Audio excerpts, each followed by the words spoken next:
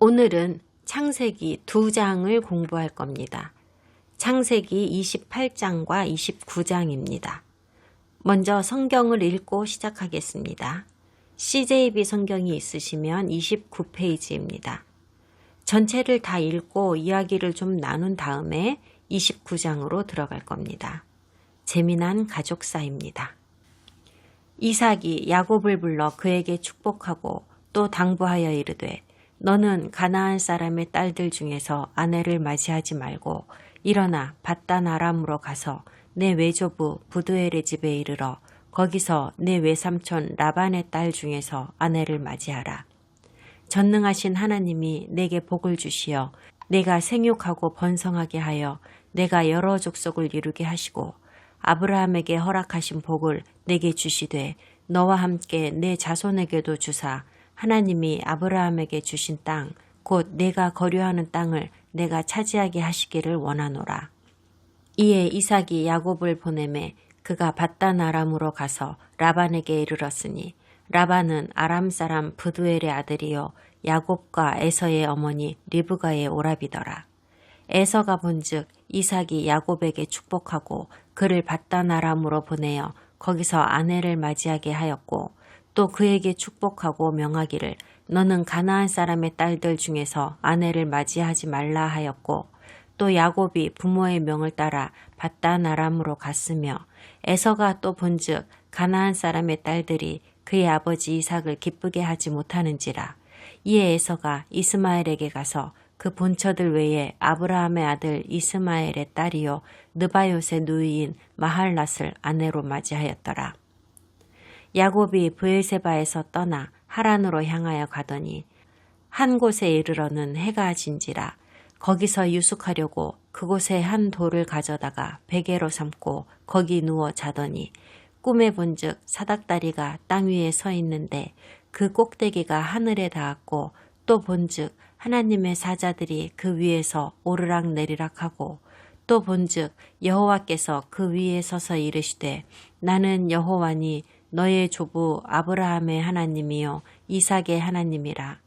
내가 누워있는 땅을 내가 너와 내 자손에게 주리니 내 자손이 땅의 티끌같이 되어 내가 서쪽과 동쪽과 북쪽과 남쪽으로 퍼져나갈지며 땅의 모든 족속이 너와 내 자손으로 말미암아 복을 받으리라. 내가 너와 함께 있어 내가 어디로 가든지 너를 지키며 너를 이끌어 이 땅으로 돌아오게 할지라. 내가 내게 허락한 것을 다 이루기까지 너를 떠나지 아니하리라 하신지라. 야곱이 잠이 깨어 이르되 여호와께서 과연 여기 계시거늘 내가 알지 못하였도다. 이에 두려워하여 이르되 두렵도다 이곳이여 이것은 다름 아닌 하나님의 집이요 이는 하늘의 문이로다 하고 야곱이 아침에 일찍이 일어나 베개로 삼았던 돌을 가져다가 기둥으로 세우고 그 위에 기름을 붓고 그곳 이름을 베델이라 하였더라. 이 성의 옛 이름은 루스더라. 야곱이 서원하여 이르되 하나님이 나와 함께 계셔서 내가 가는 이 길에서 나를 지키시고 먹을 떡과 입을 옷을 주시어 내가 평안히 아버지 집으로 돌아가게 하시오면 여호와께서 나의 하나님이 되실 것이요 내가 기둥으로 세운 이 돌이 하나님의 집이 될 것이요 하나님께서 내게 주신 모든 것에서 10분의 1을 내가 반드시 하나님께 드리겠나이다 하였더라.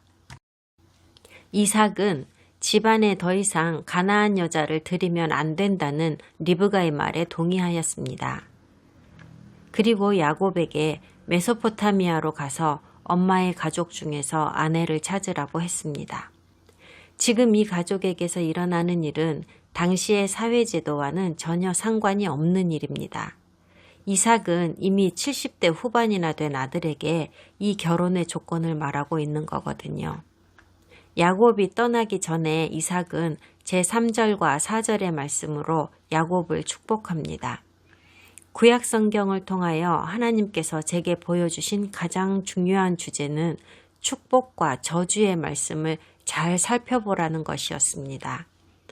우리는 이것을 그저 진기하다고만 생각하면서 영문은 몰라도 그저 오랫동안 이어져 온 그들의 문화이겠거니 하고 지나치게 단순하게 보는 경향이 있습니다. 하지만 이것은 확실한 예언의 말씀이며 구약의 뒷부분이나 심지어 신약에 가서도 축복과 저주의 말씀은 계속하여 이어지고 있었다는 것을 발견하게 됩니다. 창세기 27장 27절 29절에서 이삭이 야곱을 에서인 줄 알고 축복한 말이 있었죠. 그것을 자세히 살펴보면 하나님께서 원래 아브라함에게 언약하여 주셨던 내용 중에서 이삭이 승계한 것은 그중 일부분에 지나지 않음을 알 수 있습니다. 왜일까요? 이삭은 그의 믿음을 세우는 전투 과정 중에서 아직 중간 과정에 서 있을 뿐이기 때문입니다. 이삭은 자기가 복을 주어야 하는 사람이 에서인지 아닌지도 확실하게 확신을 못한 것 같습니다. 물론 에서가 아니었지요. 그리고 두 쌍둥이 아들 중에 정확히 누구를 더 편애한 것도 아니었어요. 그래서 이 아들이 제대로 수행할 수 있을지 의문을 가지고 있었고 이 때문에 건성으로 축복하였거나 아니면 적당한 때를 위하여 축복을 남겨둔 것은 아닐까 합니다. 수십 년 전에 아브라함이 하나님께 약속을 받았을 때 그 약속에는 아브라함이 큰 민족의 아버지가 될 것이라는 내용이 포함되어 있었습니다. 창세기 12장 2절을 공부할 때 그 구절에 쓰인 큰 민족의 민족은 히브리어 고이라는 것을 말씀드렸었습니다. 큰 민족 혹은 모든 족속이라고 번역된 곳에 쓰인 히브리어는 고임인데 이방인이라는 뜻이고 고이의 복수형이라서 이방 민족들이라는 뜻이 됩니다. 그런데요, 고이라는 단어를 더 깊이 조사해 보았더니 아브라함의 시대에는 고이라는 단어가 히브리 민족이 아니다는 뜻으로 쓰이지는 않았었습니다. 왜냐하면 이삭이 태어나기까지는 히브리인과 히브리인이 아닌 민족의 구분이 없었기 때문입니다. 아브라함이 첫 번째 히브리인이라고 불리우긴 했어도 이스마엘과 이삭이라는 두 갈래길에 가서야 비로소 히브리인과 비히브리인의 구분이 생겨났습니다. 이삭은 히브리인이 되고 이스마엘과 다른 아들, 딸들은 비히브리인이 되었습니다. 그러므로 초대 히브리인들의 개념으로 보면 창세기 12장 3절에 쓰인 고이는 히브리인과 비히브리인을 구분하기 위하여 쓰인 것이 아니라 모든 나라를 뜻하는 개념으로 쓰인 것입니다. 그러나 여기 28장 3절을 보면요. 하나님께서 제일 먼저 아브라함에게 주셨고 아브라함이 이삭에게 그리고 지금 이삭이 야곱에게 주고 있는 이 축복이 언뜻 보면 같은 것으로 보이지만 사실은 아주 중요한 차이점이 있다는 것을 알 수 있습니다. 매우 큰 차이가 있습니다. 성경은 이삭이 야곱에게 네가 여러 족속을 이루게 하시고 라는 말로 축복했다고 하시는데요. 이 구절에서 여러 족속이라고 번역된 히브리어는 사실 고임이 아니라 카할 아밈입니다. 이는 앞에서 하나님께서 아브라함과 이삭에게 약속하신 말씀에 있던 것과는 전혀 다른 단어라는 말입니다. 거기서는 그들이 고임이라고 하는 섞인 민족을 생산한다고 하셨었거든요. 하지만 여기에 쓰인 카할 아밈은 하나님께서 아브라함에게 말씀하셨던 그것과는 전혀 반대의 의미로 해석되는 단어입니다. 카할 아밈은 믿는 자들의 성스러운 집회라는 뜻입니다.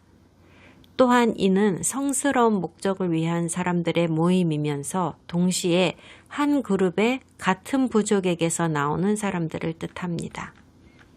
야곱에게는 이스라엘이라는 새 이름이 주어지고 그는 약속의 혈통인 히브리인을 생산하는 첫 번째 사람이 되며 그에게서는 히브리인만 나오게 됩니다.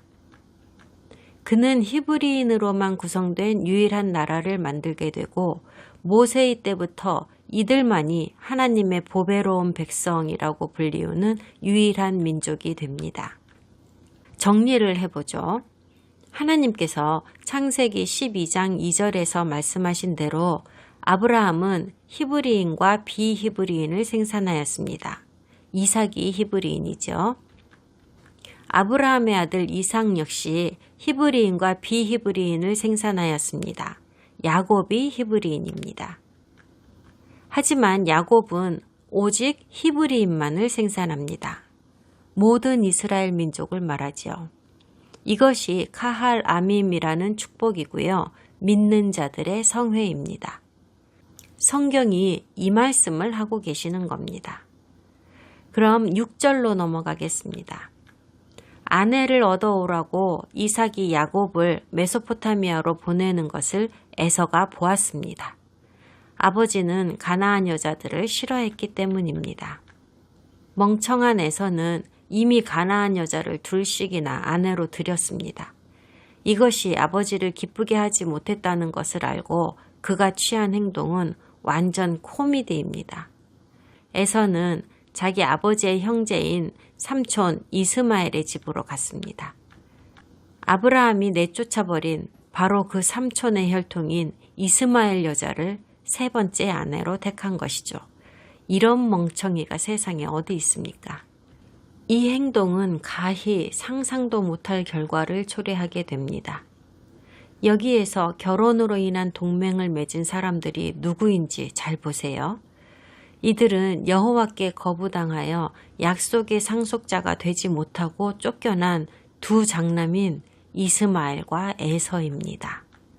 그리고 이들은 재빨리 영원한 반이스라엘 국가를 형성하게 되었습니다. 이스마엘과 에서의 혼합된 민족은 오늘날 대부분의 이슬람을 구성하게 되었고 거의 모든 아랍 민족이 이들로부터 나왔습니다. 급진적으로 변천해온 역사의 흐름을 이 몇 마디 안 되는 구절에다 다 쓰셨습니다. 그리고 마지막 때에 이들 중에서 적그리스도가 출현하게 된다는 것을 우리는 알고 있습니다. 야곱은 브엘세바를 떠났고 2, 3일에 걸쳐서 40마일 정도 떨어진 곳에 도달했으며 거기서 밤을 지새게 되었는데 이곳은 돌이 많은 지역이었습니다. 토라의 이 대목은 야곱이 세 번째 족장이 됨과 동시에 그만의 독특한 신분을 얻는 순간을 보여주고 있습니다. 야곱은 자기 할아버지 아브라함이 그랬던 것처럼 그를 향한 하나님의 목적을 달성하기 위하여 자기 나라와 아버지, 어머니, 형제들을 떠나게 되었습니다. 이곳에서 야곱은 환상과 꿈을 보게 됩니다. 하늘의 영적 세상을 보여주시는 장면입니다. 그는 천사들, 즉 말락 엘로힘을 보았습니다. 하늘에서 보낸 하나님의 사자인 천사들을 말하는 거겠죠. 하늘과 땅을 오가며 하늘에서 하나님께 받은 지시를 이 땅에서 행하고 다시 올라가고 하는 모습입니다. 하나님께서 야곱에게 땅에 대한 약속을 주십니다. 많은 자손들이 이 땅에서 축복받을 것이라고 말씀하십니다. 걱정 말라고 말씀하시며 하나님은 그가 어디를 가든지 복 주시고 다시 이 땅으로 데려오실 것이며 야곱의 자손들을 영원히 이 땅에서 복 주시리라 약속하셨고 그리고 그 약속은 말씀대로 온전히 이루어질 것입니다. 많은 성경 번역본에서 하나님으로 번역하는 13절에 쓰인 여호와는 히브리어로 유드헤이 바브헤이이며 하나님의 이름입니다. 야곱에게 말씀하고 계신 분은 바로 하나님 아버지 자신이시며 야곱은 이것을 잘 인지하고 있습니다. 이 이야기는 놀라움의 연속입니다. 먼저 야곱은 하나님께서 이런 식으로 그에게 나타나실 것을 전혀 예상하지 못했고요. 두 번째로 야곱은 지금 패배감에 휩싸여 있는 상태였기 때문에 더욱 그렇습니다. 메소포타미아로 향하는 이 여행은 야곱이 자기 목숨을 보존하기 위해서 도망하는 길이었기 때문에 결코 즐거운 여행이 아니었거든요. 축복을 가로채기 위하여 아버지와 형을 속이는 죄를 지음으로써 스스로 재앙을 초래하였고 이로부터 살아남기 위한 목적으로 빈손으로 떠난 여행이었습니다. 그러므로 이곳에서 하나님께서 야곱에게 말씀하시는 이 축복은 말하자면 공식적으로 이삭에게서 야곱에게로 축복이 전승되어지는 순간인 것입니다.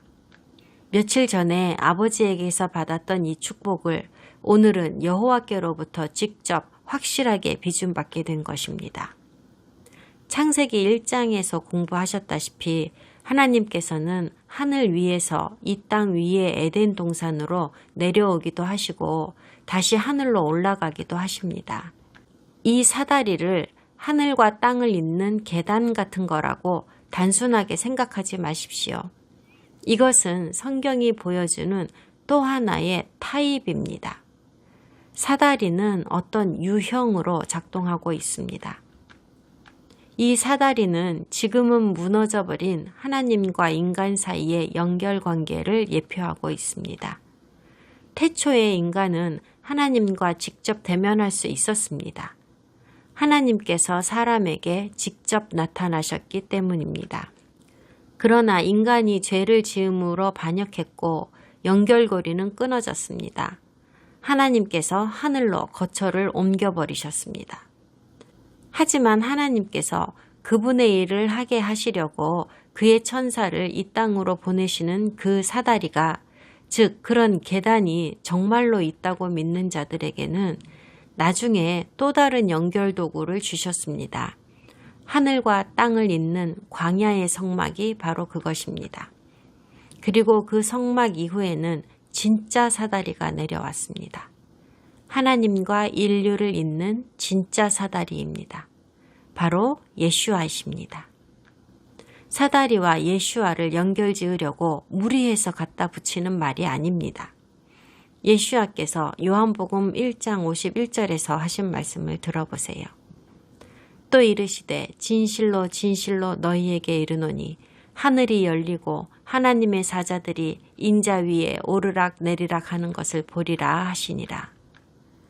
성경 전체를 빠뜨리지 말고 다 공부해야 합니다. 여기 구약 성경의 창세기에 쓰여진 이 야곱 사건을 알지 못하고 1800년이나 지난 이후에 예수야께서 말씀하시는 이 이상한 말씀을 이해할 수가 있겠습니까? 우리가 신약이라고 부르는 책에 쓰여진 이 말씀을 말이죠. 앞을 알면 뒤의 말씀이 이렇게 쉽게 풀립니다. 야곱에게는 지금 이 일이 눈앞에서 벌어지고 있는 현실이기도 하지만 또한 예언이기도 합니다. 그는 몰랐죠. 그러나 우리는요. 이것이 눈앞의 현실에 그치지 않고 예언의 성취로 이어졌음을 알고 있습니다. 예수아께서 사다리이십니다. 그분께서 우리를 하나님과 이어주시는 유일한 사다리가 되십니다. 오늘날 천사들이 오르락 내리락 하고 있는 사다리는 바로 그분의 몸입니다. 야곱은 자기가 본 것 때문에 크게 놀랐습니다. 그래서 그곳을 하나님의 집이라는 뜻의 벳엘이라고 이름하죠. 베트는 집이고 엘은 하나님입니다. 더 정확히는 엘 하나님의 집이라는 뜻인데요. 엘이라는 이름이 적힌 것을 보세요. 이집트에서 나오기 전에는 하나님의 이름을 엘이라고 불렀다는 것을 알 수 있습니다. 하나님께서 모세에게 자신의 진짜 이름을 밝히신 시내산 사건 이전에는 하나님을 엘샤다이라는 이름으로 부르고 있었습니다. 엘이라는 부분이 특히 강조되어 있습니다. 이 말은 시내산 사건 이전에는 하나님의 이름을 아는 사람이 없었다는 뜻입니다.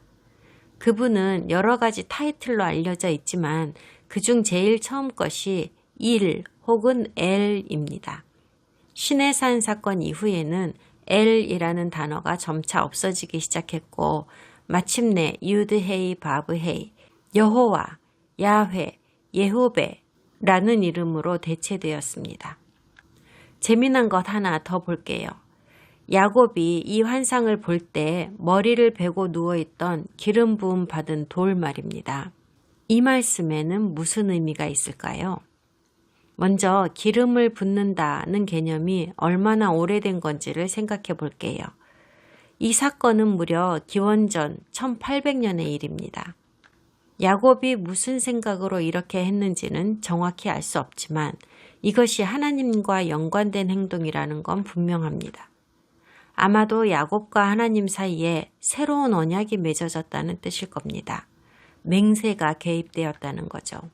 이 일 전에는 기념의 목적으로 돌을 사용하고 그것에 기름을 붓는 전례가 없었습니다. 이후에도 그런 의식이 있었다는 언급이 성경에는 전혀 없습니다. 기름을 붓는 의식 자체는 그 시대에 널리 행해지던 관습이었습니다. 협약이나 동맹을 맺을 때 사용되는 절차였지만 아직 동물 제물이나 소금 의식을 수반할 정도로 확장되지는 않았었습니다. 경계를 표하거나 할 때 경계석이라고 하는 돌을 놓는 일이 흔히 행해지기도 했습니다. 그러나 역시나 거기에 기름을 붓지는 않았습니다. 그러므로 이 행동은 그런 수준을 초월하는 의식이었던 것 같습니다. 야곱은 자기 머리를 베고 있던 돌에 기름을 부었습니다. 제 생각에는 아마도 메시아와 관련이 있는 게 아닌가 싶습니다. 메시아가 무슨 뜻입니까? 히브리어로 기름 부음 받은 자라는 뜻 아닙니까? 예슈아를 어째서 돌에 비유하는지 궁금해하시는 분들도 분명히 계실 겁니다. 확실하기도 하고 비유적으로도 그런데요. 돌이라고 하는 것은 그 물질적인 특성이 단단함, 견고함 그런 것이기 때문에 예수님을 돌에 비유하는 것은 맞습니다. 하지만 반드시 기억해야 할 것이 신약도 히브리어 구약성서와 똑같은 맥락에서 쓰여졌다는 것입니다. 유대인들이 우연히 혹은 근거 없이 오래된 비유를 이것저것 빌어다 성경에 쓰지는 않았습니다. 특히 고대의 전통적인 사회의 광대한 역사에서 견고히 설립되어 있는 족장에 관한 진술에 사용된 비유일 때는 더욱 그렇습니다. 저는 예슈아를 돌에 비유하게 된 것은 분명히 야곱이 머리를 베고 잔 돌에다 기름을 부은 이 사건에서 유래한 것이라고 생각합니다. 야곱은 하나님께 절하고 그분께 복종하기로 합니다. 그리고 하나님께서 그에게 주시는 것의 10분의 1을 돌려드리기로 합니다. 11조에 대한 개념이 일찍부터 생겨난 것을 알 수가 있습니다.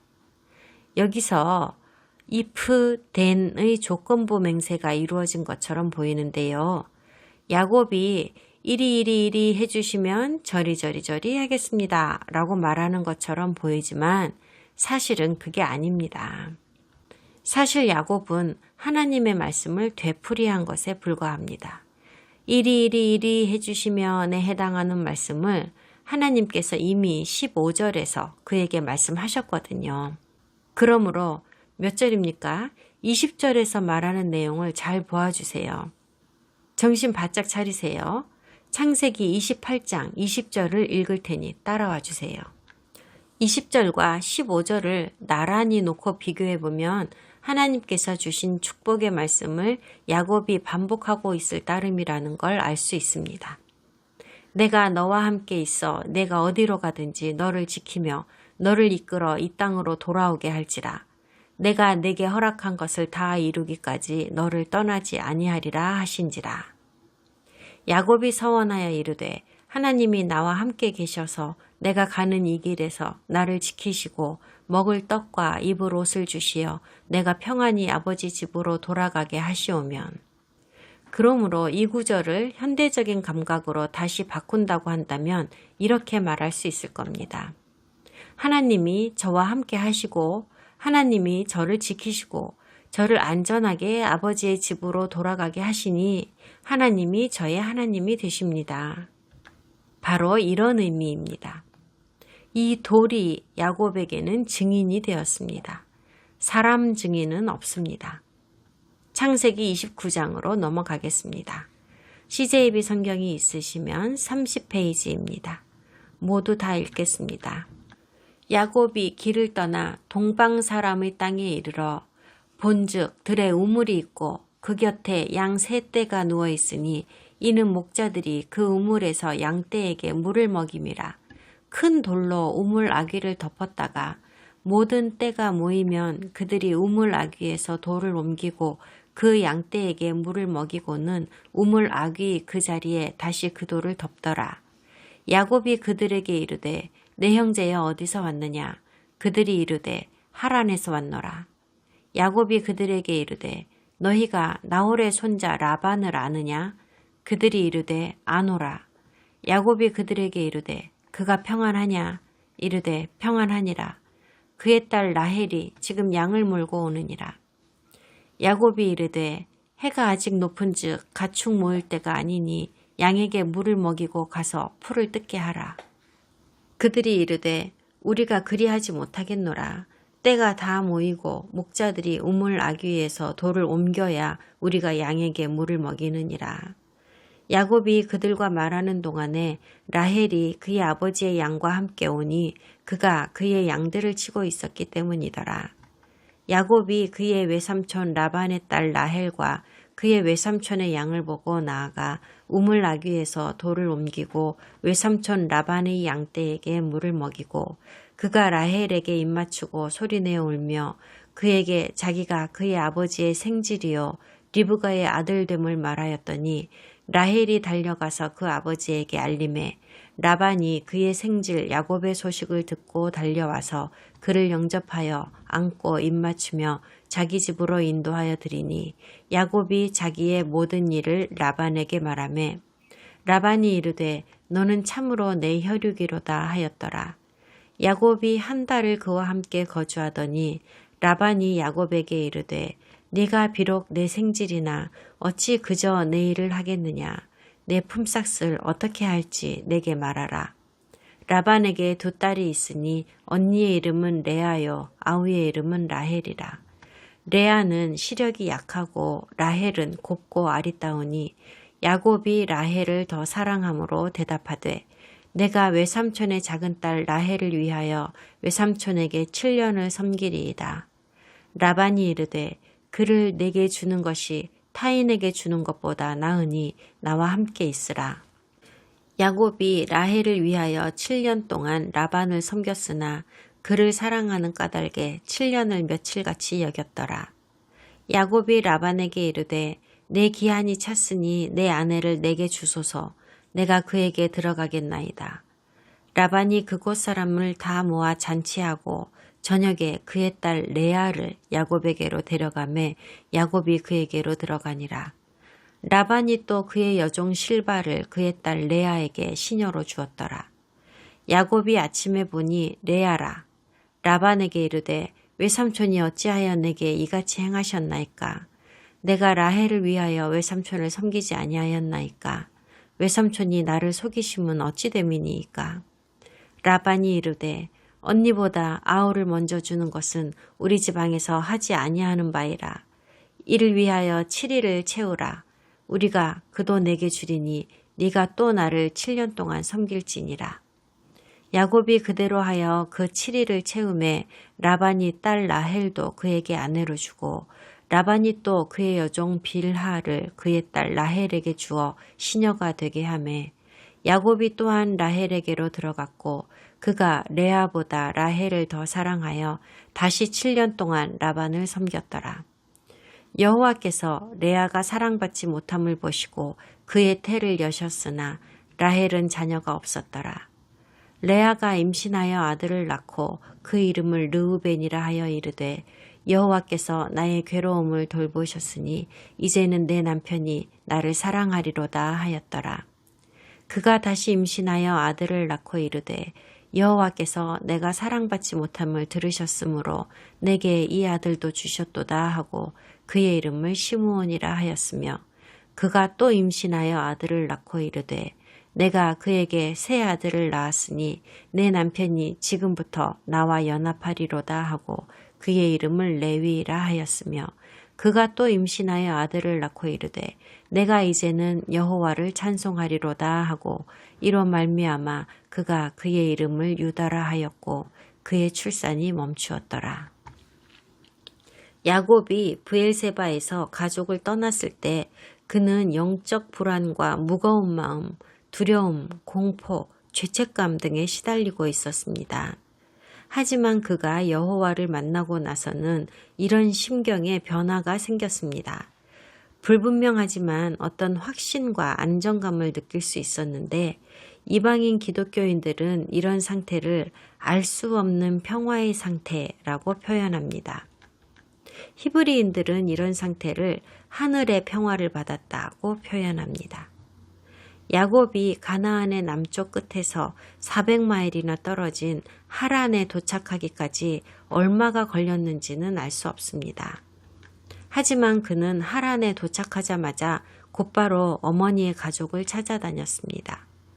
우리는 이스라엘 땅이 되는 약속의 땅 가나안에만 너무 집중한 나머지 가나안과 메소포타미아의 관계에 대해 소홀해지기 쉬운데요. 메소포타미아는 아브라함의 출생지이고 대부분의 그의 가족들은 아직도 거기 그대로 남아 있었습니다. 아브라함은 그의 아들 이삭의 신부감을 자기 뿌리에서 찾기 위하여 남종을 자기 고향인 메소포타미아로 보냈었습니다. 그리고 지금은 야곱이 똑같은 목적을 위하여 같은 장소로 왔습니다. 하지만 아브라함의 종인 엘리에셀이 하란에 갔을 때와 야곱이 도착한 과정은 전혀 다릅니다.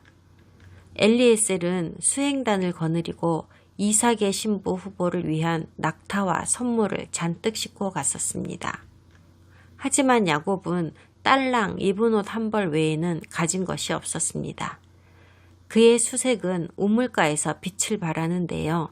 새 무리의 양떼에게 물을 먹이려고 기다리고 있던 목자들이 야곱의 사촌이며 라반의 딸이자 엄마의 조카 되는 라헬을 손가락으로 가리킵니다. 그 당시의 우물가 규칙에 대해서 좀 알 수 있습니다. 우물은 매우 중요한 장소로 많은 일들이 우물을 중심으로 행해지고 있었습니다. 그래서 무엇보다도 관리에 신경을 써야 하는 곳이지요. 우물은 또한 누군가의 소유이기도 했습니다. 영주라든지 지역의 부유층이라든지요. 사람이 거주하는 곳에서는 생활에 필요한 물을 충당하기 위하여 우물을 파야 했고 거기서 동물들에게 물을 먹이기도 했습니다. 우물가는 자연스럽게 사람들이 모이는 장소가 되었습니다. 도시의 시민광장 같은 역할을 했으니까요. 우물 위에 큰 돌이 놓여져 있다고 합니다. 이는 매우 정상적인 관습으로 먼지나 작은 동물들로부터 우물을 보호하고 아이들이 빠지거나 해서 오염되지 않도록 하기 위함입니다. 또한 물을 필요로 하는 사람들을 위한 것이기도 했는데요. 또 우물의 소유자로부터 물을 구입하게 하기 위해서이기도 했지요. 양치기 목자들은 저녁까지 기다렸고 우물 주인이 와서 돌을 굴리고 목자들에게 돈을 받으면 목자들은 동물들에게 물을 먹일 수 있었습니다. 그런데 이 이야기에서는 야곱이 목자들과 가축들에게 물을 주었죠. 그들이 빨리 떠나주기를 원했거든요. 그래야 자기가 드디어 찾아낸 자기 가족과 개인적인 대화를 할 수가 있으니까요. 야곱은 목자들 중 하나인 라헬의 가족이므로 자기가 돌을 굴려서 물을 주어도 별 문제는 없을 거라고 생각했습니다. 그래야 목자들이 떠날 것이고요. 야곱은 라헬에게 자기소개를 하고 가족 구성원으로서의 관습적인 키스를 합니다. 이 당시의 키스는 성적인 의미나 이성적인 애정을 뜻하는 행위만은 아니었습니다. 오늘날의 악수 같은 것으로 인사를 하기 위한 행동이지만 모르는 사람끼리는 하지 않습니다. 야곱은 자기의 여행이 이제 끝났다는 것을 알았고 미래의 아내를 만난 것처럼 기뻐서 울었습니다. 야곱에게는 참으로 행복한 날이었습니다. 라헬이 목자라고 하지요. 이 지역에서 여자가 양을 치는 것은 매우 희귀한 일입니다. 수백 마일 남쪽의 시내 반도나 아라비아 반도의 베두인 여성들은 목축을 했지만 메소포타미아나 이스라엘 여성들은 그렇지 않았습니다. 라헬의 아버지 라반은 야곱이 왔다는 소리를 듣고 그를 만나러 왔습니다. 이 부분은 학자들이 성경에 모순되는 부분이라고 지적하는 구절이기도 합니다. 5절을 보세요. 야곱이 자기 어머니 가족에 대해 사람들에게 물을 적에 목자들에게 나홀의 아들 라반을 아시나요? 라고 묻지요. 그런데 창세기 앞부분에서는 라반은 브두엘의 아들이라고 했지 나홀의 아들이라고 하지 않았거든요. 왜 그런 거죠? 사실 나홀은 라반의 아버지가 아니라 할아버지입니다. 그래서 CJB 성경에는 괄호 안에 grand가 쓰여 있습니다. grand son of Nahor. 그러니까 결국 라반은 나홀의 부족에 속한다는 말을 하고 있는 거죠. 성경에서 어떤 사람을 설명할 때 어느 부족의 누구누구의 아들 이런 식으로 묘사하는 것을 자주 보시지요. 누구누구의 아들이라고 해서 꼭 그 사람과 생물학적으로 아버지 아들 관계에 있다는 뜻은 아닙니다. 물론 진짜 아버지와 아들 관계를 말하기도 하지만 여기에서처럼 어떤 부족의 혈통임을 말하기 위한 표현이기도 합니다. 그러니까 이 문맥에서 이렇게 기술한 것은 저자는 이 책을 읽는 사람들은 누구나 나홀이 아브라함의 형제이고 라반은 그의 손자라는 걸 알고 있다고 생각하고 쓴 겁니다. 즉 이렇게 모순되어 보이는 구절이라고 할지라도 전혀 모순된 것이 아니라 당시에 한 사람의 신분을 말하고자 할 때에 흔히 쓰이던 표현이라는 겁니다. 물론 라반은 자기 조카를 환대합니다. 수개월이 지난 후에 라반은 무료로 봉사하던 야곱에게 묻습니다. 내가 너에게 무엇을 해주면 좋겠느냐? 이것은 이제 야곱이 100년 손님이 될 것을 암시하는 구절이기도 합니다. 라반은 야곱이 타고난 목자로서의 자질을 가지고 있다는 것을 알아보았고 가족으로 받아들일 가치가 있다고 생각한 것입니다. 또한 야곱이 어여쁜 라헬에게 관심이 있다는 것도 알아차렸습니다. 야곱은 라반에게 그녀를 위해 7년간의 노역을 제안했습니다. 이런 식으로 노무를 제공받는 대가로 아버지가 자기 딸을 남자에게 주는 일은 그 당시에 흔히 행해지던 관습은 아니었습니다. 나중에 라반의 두 딸이 그들의 수치스러움을 표현하는 구절이 나오는데요. 창세기 31장 14절 15절에 가면 아버지가 우리를 당신에게 팔았다고 딸들이 말하는 장면이 있습니다. 7년이 흘렀고 야곱은 라헬을 위해 봉사한 자기 몫을 달라고 라반에게 말합니다. 그리고 야곱은 배반당하고 속임을 당하는 것이 어떤 것인지를 제대로 맛보게 됩니다. 결혼식이 끝나고 라반은 라헬 대신에 아직 결혼하지 않은 큰딸인 레아를 밀어 넣었습니다. 이 상황에 야곱은 틀림없이 자기가 형처럼 분장하고 아버지를 속였던 것을 기억해냈을 겁니다. 수년 전에 악한 꾀로 자기 아버지 이삭과 형 에서를 속인 것에 대해 하나님께서 안갚음하신 거라고 그는 느꼈을 겁니다. 야곱이 신부를 얻는 이 이야기에서 속임수라는 단어가 중심이 되고 있고 사실 속임수라는 것은 야곱이 에서의 축복을 가로챈 이야기의 중심 단어이기도 합니다. 그래서 7년을 더 라반에게 노역을 제공하고 라헬을 얻기로 했고 뒤바뀐 신부 레아와의 7일간의 결혼 예식이 끝난 후에 야곱은 라헬과 결혼합니다. 80살 된 이 노인이 갑자기 두 사람의 아내를 맡게 되었습니다. 야곱의 어두운 측면이 드러납니다. 그는 불공평하게 레아보다 라헬을 드러내놓고 편애했습니다.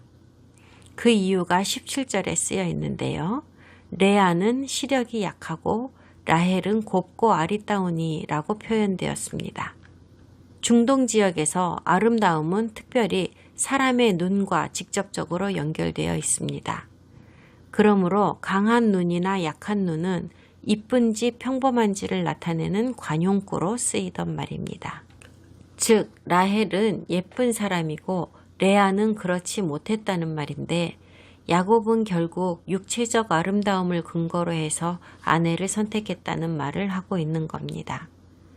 야곱이 아내를 선택하기 위해 하나님께 여쭈었다는 말이 성경에는 없습니다. 하지만 야곱은 라헬이 아니라 레아를 아내로 선택했어야 했다는 걸 이제 곧 보시게 됩니다. 아이러니하게도 하나님께서는 멋지고 남성적인 성격의 장남인 에서를 제외시키고 조용하고 평범한 야곱을 선택하셨습니다. 하나님께서는 아름답고 명랑한 라헬을 제외시키고 조용하고 평범한 레아를 선택하셨습니다. 제가 왜 라헬이 제외되었다고 말했을까요? 다음에 일어나는 일을 보실게요. 결혼하고 곧바로 레아는 야곱에게 아들을 낳아 주었습니다. 레아가 처음으로 르우벤을 장남으로 안겨주었고요. 이 부분에 포스트잇을 좀 붙여두세요. 몇 주 후에 이 챕터로 되돌아와서 다시 살펴봐야 하는 아주 중요한 구절이거든요. 레아는 아들 셋을 더 낳았지요. 시므온, 레위, 그리고 유다입니다. 이 이름들은 레아가 하나님께 영광을 돌리고 찬양하며 지은 것들인데 르우벤은 보라 아들이라는 뜻이고 야곱이 라헬을 편애함으로 겪는 수모를 하나님께서 돌아보셨다고 생각했기 때문에 지은 이름입니다. 시므온은 들으셨다는 뜻으로 역시 하나님이 그녀의 기도를 들으시고 아들을 주셨다는 뜻입니다. 레위는 함께하다라는 뜻으로 그녀가 야곱에게 다른 아들을 또 주었으니 이제 야곱이 그녀를 더 사랑하여 함께 있어 줄 것이다 라는 의미가 담겨 있습니다. 유다는 찬양하다라는 뜻으로 하나님께서 그녀에게 건강한 네 아들을 주셨으니 영광을 돌린다는 뜻입니다. 아들들을 낳을 때마다 곧바로 하나님께 영광을 돌리는 것으로 레아는 자기의 성품을 보여주고 있습니다. 하나님은 이런 레아를 축복하십니다. 그녀는 야곱에게 장남을 주었을 뿐 아니라 다른 두 아들 레위와 유다도 낳아 주었습니다. 이 아들들이 누구입니까? 레아는 평범한 여자였지만 하나님을 섬기는 이스라엘의 영광스러운 제사장인 레위를 생산하였습니다. 그리고 하나님의 약속을 성취할 예수님을 이 세상에 오시게 하는 유다를 생산하였지요. 예수와께서는 다름 아닌 유다의 혈통입니다. 그리고 그들은 유대인이라고 불리웁니다. 이 장은 레아가 더 이상 아이들을 낳지 못했다고 하는 슬픈 구절로 끝이 납니다. 그러면 다음 주에 계속하겠습니다.